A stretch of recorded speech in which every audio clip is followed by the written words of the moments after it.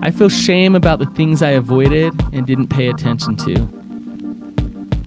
Welcome to the Therapy Brothers podcast. I'm Brannon. I'm Tyler. We're brothers. We're therapists. And we know recovery. Bring your stories, your questions, your successes with real recovery.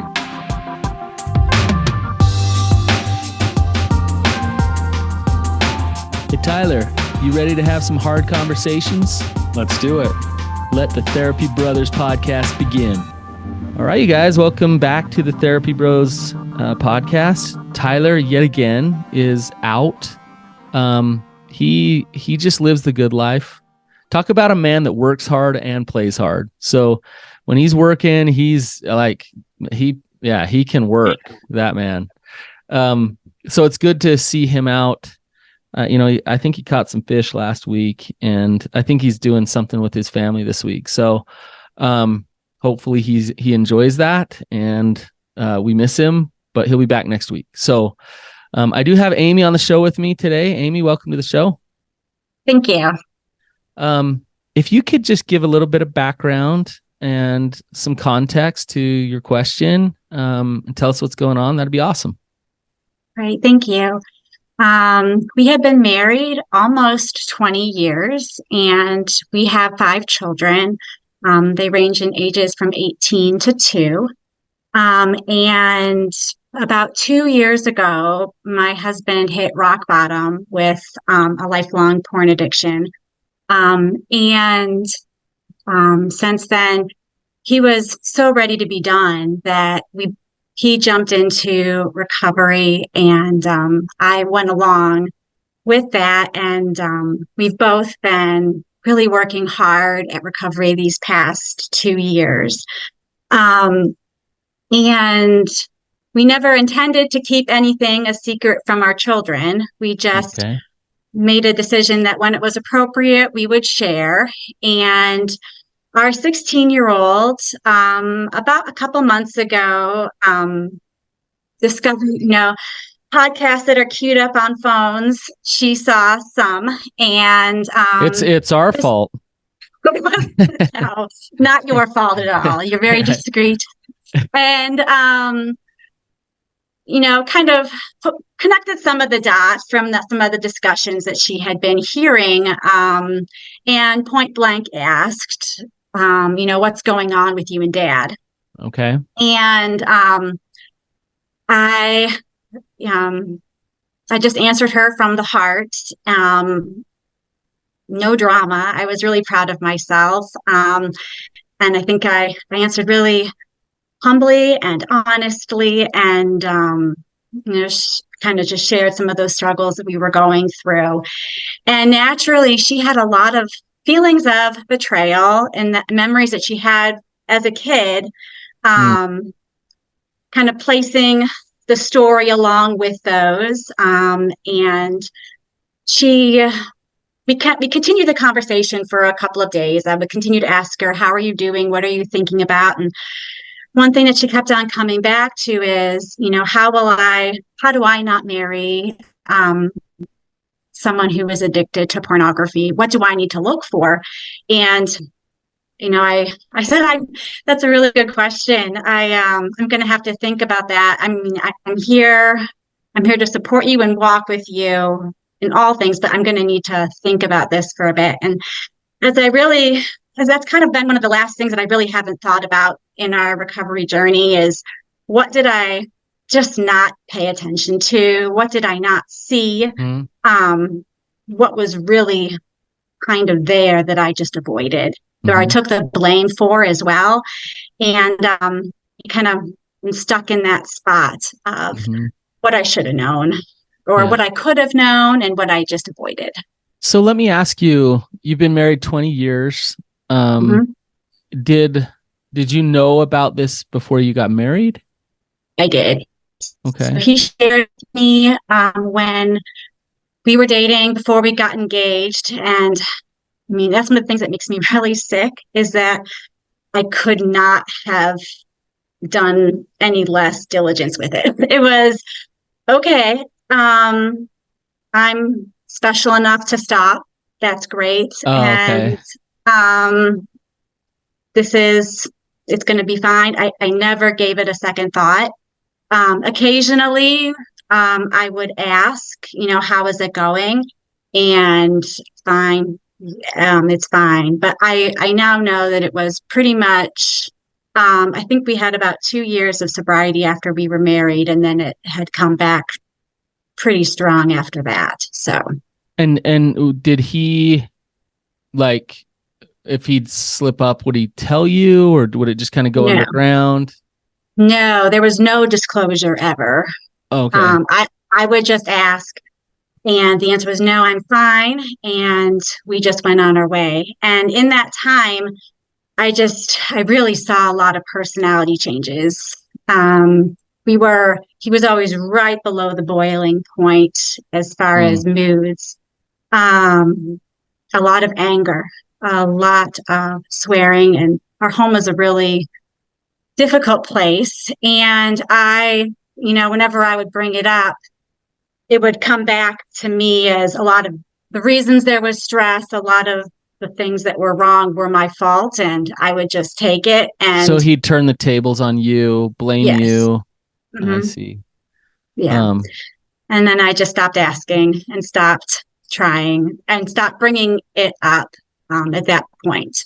Did your intuition and your gut tell you that yes, it was happening and it was there, or did you just kind of go into denial and just not think about it and try to move forward? And yeah, it was, why am I the problem here? What can I do to make myself not the problem? So you really did internalize it and Yes. blame yourself. Yeah. Yes. His gaslighting in many ways was very effective. Very. Yeah. Yes. Okay. And so you would probably go into like trying to fix it, trying to be better, trying to keep the peace around the house and make sure everything was okay. Absolutely. Yeah. I went above and beyond to do as much as I possibly could to make life absolutely as easy as I could for him. Whenever I would leave the house, everything would be set up because it was always stressful with the kids when I would go. I threw myself into trying.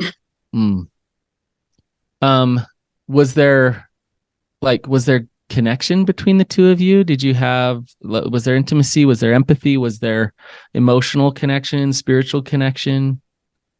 I think we were caught in we had connection at the end that was very cyclical.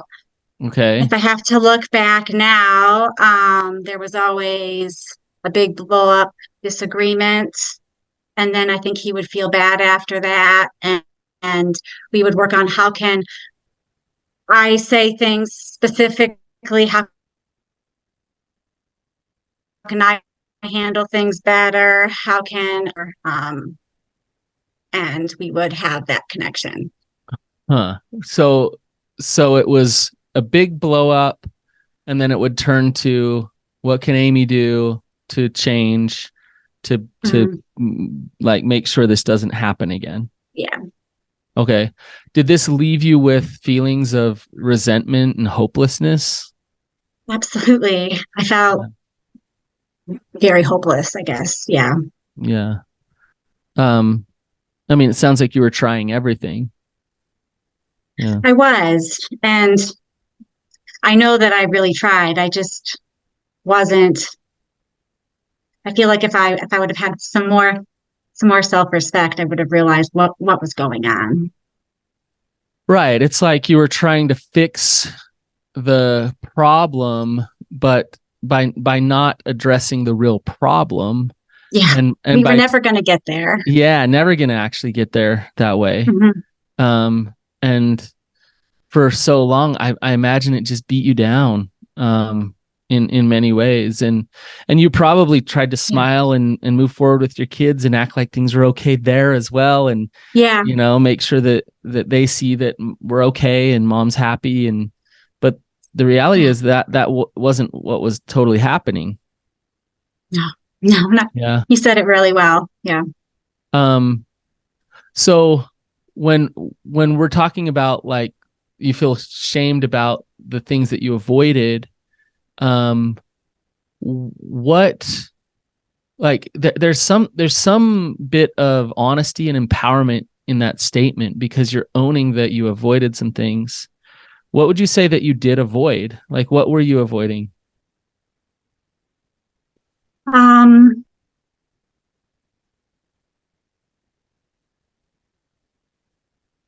I think I was avoiding that there was possibly something wrong with me, that I was not a good wife, Huh. um, that I was asking too much, that I was Is that true?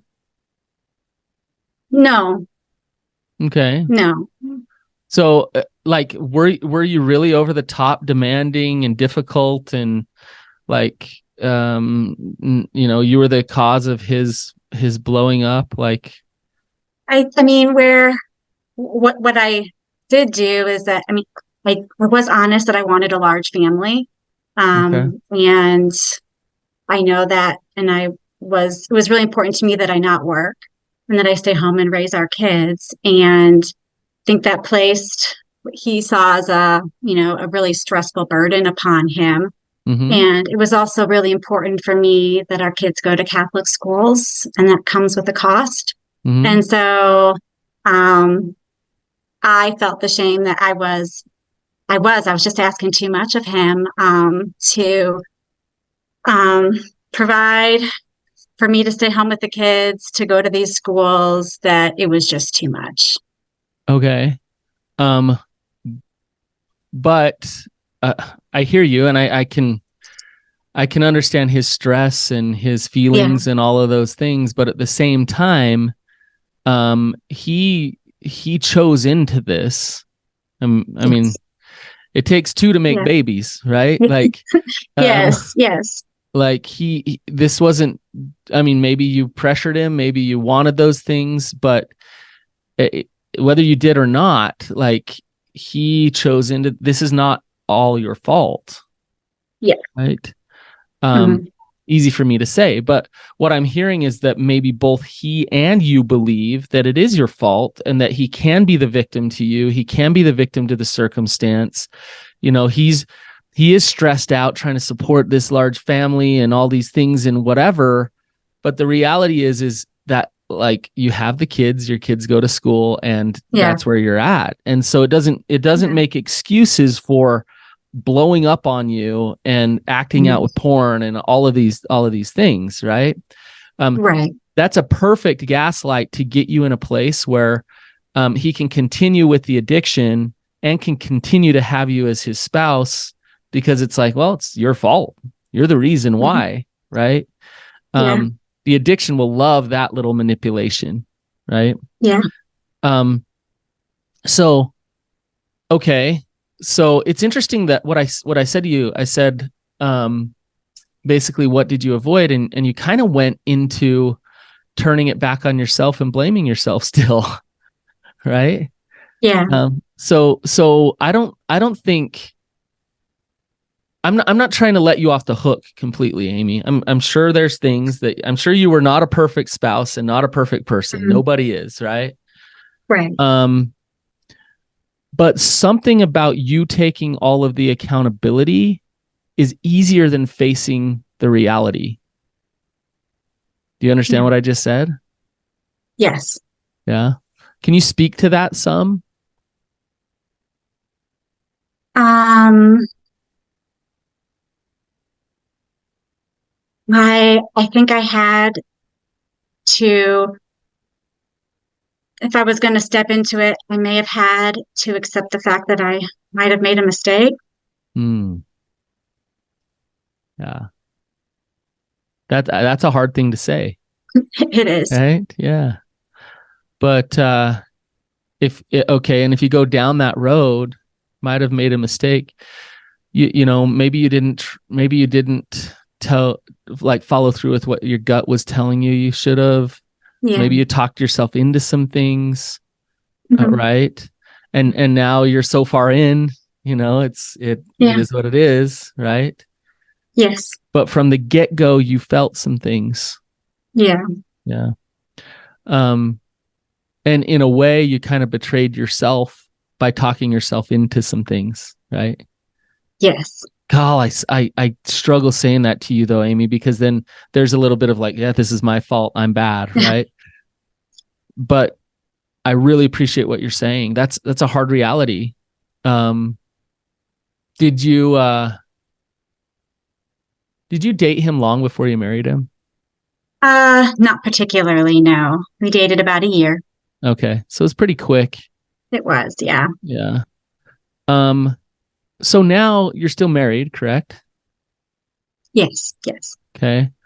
And things are honestly when we had discovery day, it was the hugest relief I think I've ever felt. It was I could just, imagine. yeah. This is what this weed has, it had overtaken, and I finally saw what was going on, and it was relief, huge relief. Do you? And we're working. Go ahead, Amy. Go ahead. I don't want to cut you off. Yeah, and it's it's not always it hasn't been linear. It's been things that have been really hard, but I'm so thankful and appreciative of where we are, and we're in a really really good place. I think we're both being honest with each other for the first time. Excellent. Okay, so some real good recovery work's actually happening. Now, Yes. I'm gonna double check with you. You're not just saying that because you're talking yourself into it, right? Like that's actually true. I think the early part of recovery was definitely that. There was some of that. I feel like now I can honestly say what I think, and I don't need to be afraid of it. Good. Excellent. Yeah, I mean, just very early on in relationships, it's interesting that what we pick up on from each other. So let me explain this just a little bit.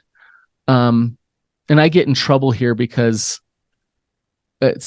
sometimes it feels like I'm blaming the partner for getting in the relationship with the addict. And the truth is what happens is if somebody's really struggling with shame and addiction and they're unhealthy on an emotional level, they will gravitate towards somebody who will overlook those things and not and sacrifice their own truths so that they can continue to be unhealthy, right? Yes. And that's where, and when we're talking about your daughter, I'm sure you don't want your daughter to repeat those patterns of behavior that you had back in the day, right? Yes. Yes. So how do we teach her how to show up honest and empowered and boundaried and vulnerable and available to create intimacy and love in her life, but at the same time, like not turn a blind eye to some really important things, right? Yes. Yeah. And I mean, if you were to really dig deep, Amy, to look inside of you and say, why did I sacrifice truths for the relationship? Where did that come from? Why did you do that, Amy? I think I thought a lot. I thought a lot about that, and I think it comes from expectation from my parents of getting married and what marriage was, and doing what I thought was the right thing to do. Are you saying that you kind of had this like picture perfect idea of the way things should be? And so regardless of the reality of the way things were, you were going to fit things into that box and create that no matter what. Is that kind of what you're saying? Yes, because I think there was also some very specific, the criteria that was important to my family, or that I perceived as important to my family, my husband had. Okay. And so I think like what? What was some of that criteria? Faith, a similar faith being one. Okay. Someone who would support me being a stay-at-home mom, or who would encourage that idea, someone who had those same values. And similar, the those were really two of the most important things that I was honestly looking for. And as I say that now, it sounds, I don't know, kind of embarrassed to say that, I guess. Well, but those things aren't bad. Yeah. Those things are fine, Amy. Like Yeah. really, but there's, I mean, to me, there's an issue. The issue is, yeah, you want a man who's going to work hard and support the family. Yes, you want a man who loves God and wants to connect to God. Those things are great. And at the same time, it's almost like, and tell me if I'm wrong, it's almost like on the outside, if he's those things, great, I'll take that. But like when we talk about a man who wants to connect to God and what faith actually truly is, doesn't that require some like honesty and vulnerability and self-forgiveness? And so a lot of the things that sex addiction will totally destroy. And so if you're choosing your addiction and you're choosing to live in secrecy and lies for years and years and years, on the outside, you might look like a good church man, good family man who's doing all these things. But at home, you're not creating intimacy, love, trust, and safety with your spouse.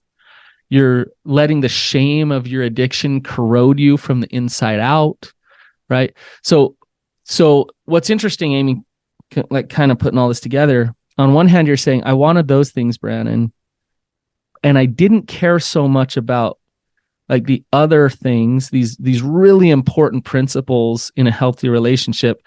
I just kind of like, put them to the side because he would support me to be a stay-at-home mom and have a big family, right?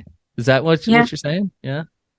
Yeah, I think I was really immature, to be honest, way back then.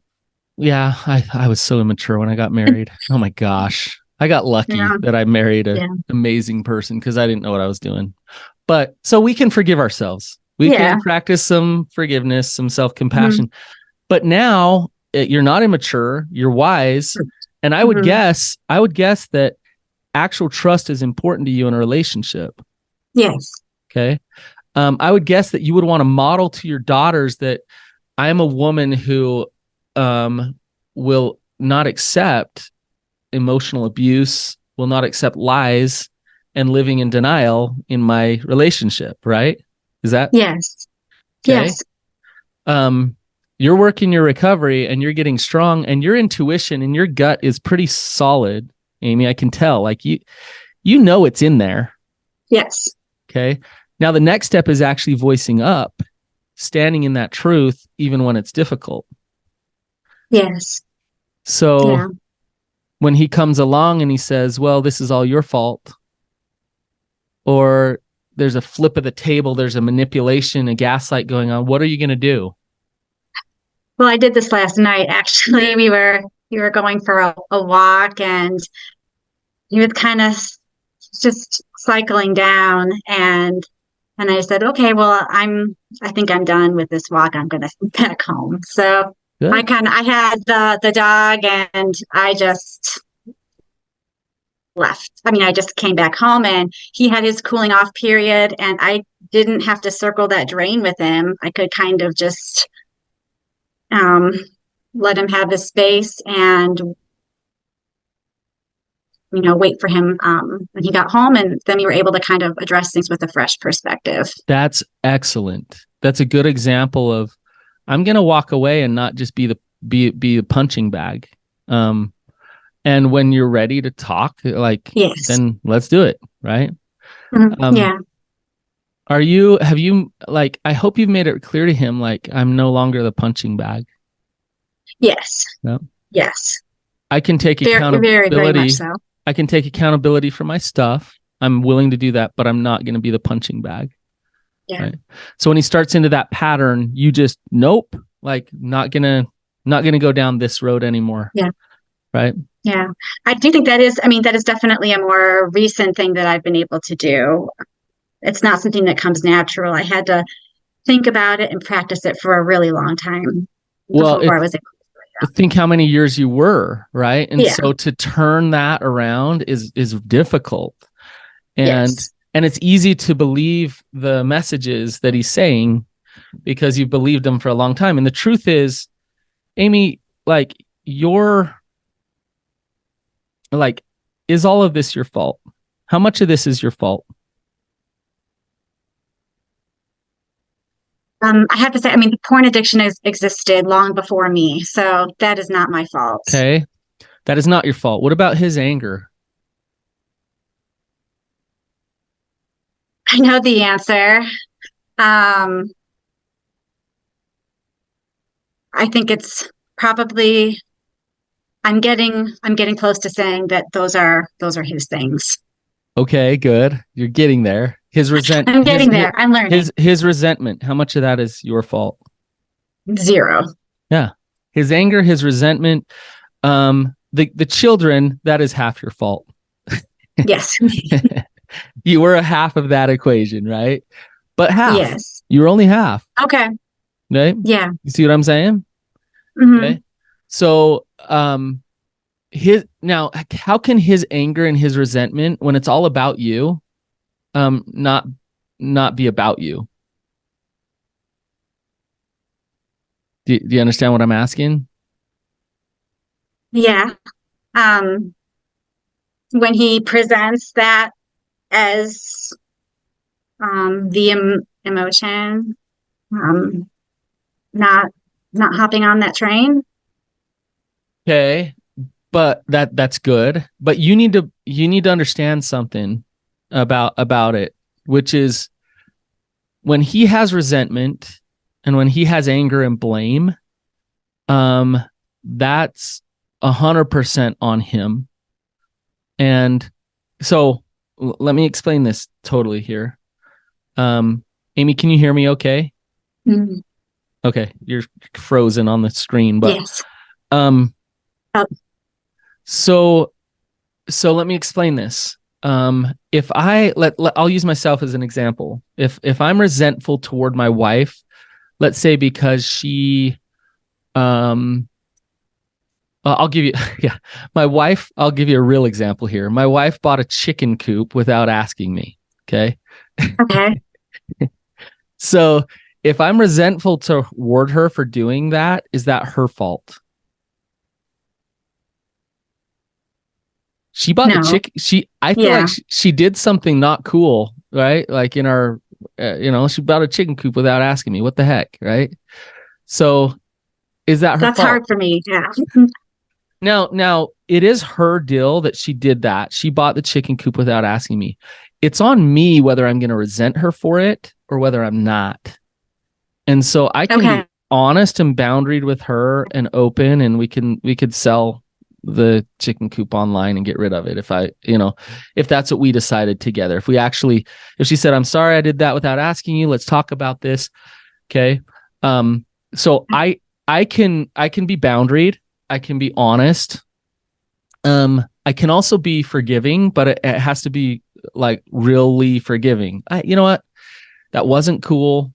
You really want a chicken coop. I can forgive you for this. And I can move on in my life. I'm not going to harbor resentment. I'm not going to blame you for all of the woes in my life. I'm going to let this go. Okay. So resenting her and blaming her is me choosing to do that. And if I hold resentment and I hold blame and I show up in anger, it's drama. So now I'm in this role of victim, and it gives me power in my relationship. Woe is me. You're the problem. So it gives me power in the relationship. And if I have a partner who's a caretaker, they're going to be like, I know I'm the worst. I'm awful. Then I got a ton of power. If my partner doesn't play that role of caretaker and is like, you know what, you're choosing to be the victim here. I'm willing to listen to you, your frustration and how you feel, but I'm not willing to drink in the blame. I'm also willing to take ownership for what's mine and look at if I did something here, but I'm not gonna take the anger and the resentment, right? And that's what you did last night, Amy. Yes. Good job. That's awesome. Thank you.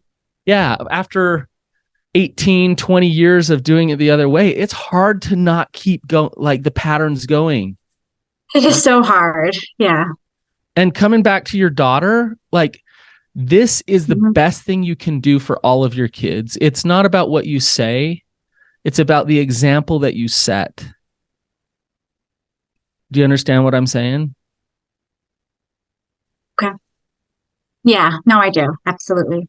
It's Yeah, it's not so much that I tell her that it's, but you, Amy, I'm losing you a little bit. You model to her. it's that I don't take on that blame, that I'm honest with what Oh, you were saying such good things, but you got cut off. I think I got you back. I'm. No, you're Yes. fine. Yeah. You're fine. You were saying what I'm saying. You model to her what an empowered woman is that trusts herself. Mhm. Um, and as you model that to her, when she starts dating and getting in relationships, that's how she's going to show up in her relationships. Okay. Now there's good news here. You say it's your 16-year-old, and Yes. is your 18-year-old a boy or a girl? Our 18-year-old is a boy, and Okay. then all the rest are girls. Okay. So what you model to your boy is also important too. Mhm. Um, the good news is they're young enough that if you can own, like, hey, I've modeled weakness. I've kind of overlooked some things, and I've I've taken on some blame that wasn't mine to take on. I'm not going to do that anymore. Yeah, Right. And with your 16-year-old, if she's mature enough, you can have these type of conversations with her. she is. Yes. There you go. And so you just Yeah. step into those Okay. with her. Just keep going. Yeah. And also model, like, and you know what? I'm going to, like, go back to the old ways sometimes because I'm not perfect, and, Okay. I'm going to show up weak, but I'm going to try to catch that and come back Okay. around and step into my truth again and again. I imagine, Amy, this will challenge your husband, and he'll both love it that you're stepping into your power, but also hate it in some ways. Is that what you're experiencing? Yeah. Yeah. It's different and it's changed dynamic for sure. I think Mhm. another thing that I've done, I think successfully, is kind of in this higher triggered state that I've kind of seen him at lately. And this anger. Last night he was speaking about, well, I think I'll just go to a virtual meeting tonight. And I shared with him this morning that I think I feel safer when you're in this,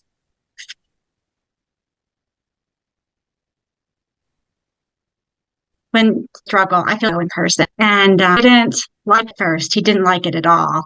And it was probably about 45 minutes afterwards. I had gone for a run and come back, and then he was like, "You know what? I really appreciate what you said, but it takes him Wow. some time. But I think we're getting there." So That's a good sign on his part that he can come around yeah, to, instead of getting caught in the fight and saying you're yeah, controlling or you're doing this, and I hate your guts and you're to blame, for him hmm, to be able to say, like, I don't like that. I'm going to process my emotions. I'm going to come back, and I'm going to actually appreciate that you were honest with me rather than showing up dishonest. So thank you. Right. Like, yeah, that's awesome. That's really good on his part. Like that, there's some real recovery in there. Um, there is, yeah. so, sounds like you guys are a work in progress with the relationship. Um, Yes, but it sounds like it's going in the right direction. I think so. I do. Yeah. It's you always, I think one of the side pieces of, what did I miss before? Would I miss it again? I think that's kind of always in the back of your mind. But I think I'm not the same person that I was then. So Good. I think there's a lot I, I want to ask you a hard question I've come to know. before I let you go, Amy. I want to ask you a hard question. Okay. Um, this Okay. picture perfect idea, expectation of family and life. Um, and it sounds like in the Mhm. past, you would stop at nothing to create that. You want that, right? Are you Yeah. And I'm not suggesting that this is what's going to happen or anything like that. But are you open to divorce as a possibility? Yeah. Okay. Yes. I think now I am. Why would I think ask? that it Why would I would- ask you that, Amy? Why would I ask you this?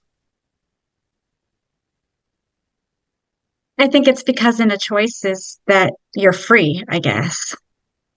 Right. Yeah. Yeah.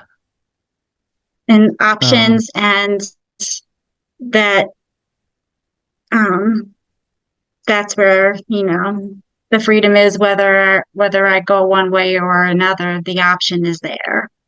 That's a good answer. Yeah, if you're locked into that there is no option, there's only this one expectation, this one thing, then you and him have created this system where you're stuck no matter what. And so within you'll betray yourself in order to keep the peace, to make sure this works, as opposed to stepping into your power and creating real love in your relationship, right? Yeah, I think that's really, really where I was, that previous thing you described. Right. And you're seeing it differently now. Correct. It's awesome. So, yes. Yeah. Yeah. Well, Amy, I'm sure we could talk for a long time about all kinds of different topics. I hope I was able to answer your question. Did you get what you wanted? Yeah.